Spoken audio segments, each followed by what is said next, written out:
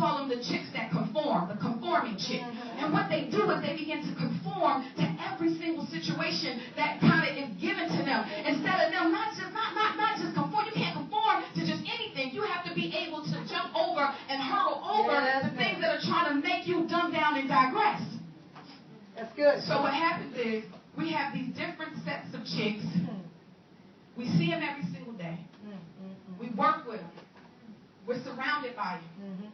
And if you are not careful, you can become one of them. That's true. And then sometimes we don't even know it because just by the mere fact that if you associate with them, you can become one of them and not even realize it. Before I met my husband, I was in a relationship with a man. And last year I kind of shared with you guys a little bit about him. But I was the vulnerable chick. I was the chick that I wanted to be loved. I didn't necessarily want to get up and have sex. You know what I'm saying? I didn't wake up every morning like I wanted to have sex. I woke up and I was wanting to be loved. So I would oftentimes think that there was going to be somebody in this life for me. But until I met that somebody, I was engaged in a relationship with a young man who was very abusive. And so what happens is I didn't realize I was in domestic violence until I was well into my 20s. Because you know how we're brought up. If somebody hits you, you hit them back. You don't think like you're in a domestic violence relationship. You get with them. They punch you, you punch them back. They slap you, you slap them back. And it's a dude. So I'm thinking to myself, oh, well, I wasn't a victim of domestic violence. I wasn't, you know, he hit me, I hit him back. I'm the one. He punched me, I'll punch him back. But I realized what it did was it was stripping me from being a gentle chick. It was stripping me from being a meek chick. Because see, sometimes the hat that we wear is the fact that we have to be strong for so long that when the person does finally come in your life, you don't know how to be sensitive. You don't know how to be gentle. Because you look at it as a weakness. We begin to look at loving someone as a weakness. So when I met my husband, I was a hard chick. That's good. That's all right. I thought he was just like everybody else, all the other dudes that I met, because everybody cheated on me. I had to fight girls, I had to fight guys, I had to fight the whole neighborhood, whatever. And so what happened was I became a very hard chick. And then when I finally met my husband, he was so nice, I thought he was a nerd. I'm like, I don't date dudes like you, I like the bad boy. I like the jokers that's tatted from the rooter to the tutor. You don't have no tats. Y'all all right? Yeah. The different levels of chicks. So anyway, when I met him, I didn't realize that really what he was is he was everything that I needed. Because then God said to me, he said, I ain't going to give you what you want, I'm going to give you what you need.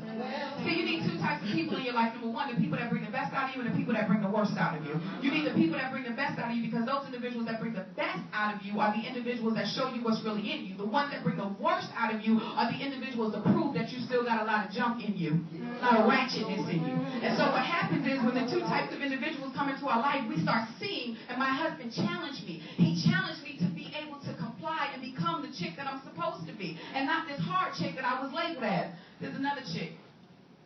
I call it the depressed chick. Let's talk.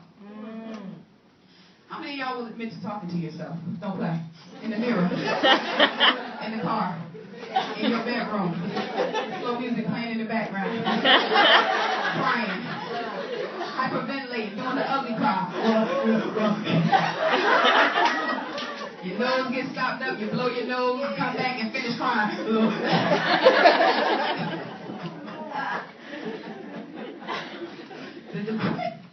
The depressed chick didn't get there overnight, and I'm just going to stay right here for a second. What happens is sadness often turns into anger. When anger is manifested, it often turns into depression. And sometimes people don't know that they're depressed. You ever see a woman that they're angry and then they go home and cry? Well, you don't see them cry, but they go home and cry. And they become literally locked in, almost in bondage and in turmoil within themselves. Because what happens is nothing that they do fulfills, nothing that they do satisfies, nothing that they do brings them to a place of overcoming. Because what happens is whatever that thing is that's oppressing them, whatever that thing that's weighing them down, has consumed them so much so that it's broken them in a place inside of them. They're so broken. And you know, I know we have our hats, but what we do is we put a mask on. We know how to wear them well. It can be another hat, like you put this mask on. People think that you're so strong, but yet deep inside, if they really knew what you were feeling on the inside, if they only knew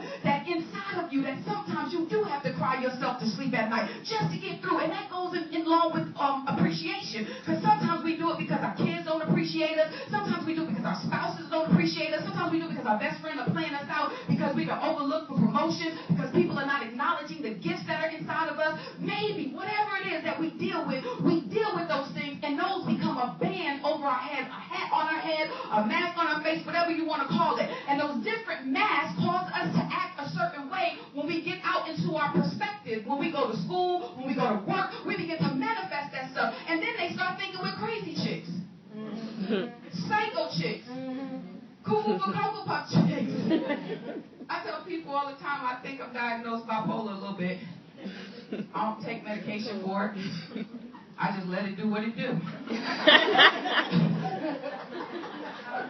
Then I told my husband I might be ADD. I know I'm OCD. I might be a little crazy chick.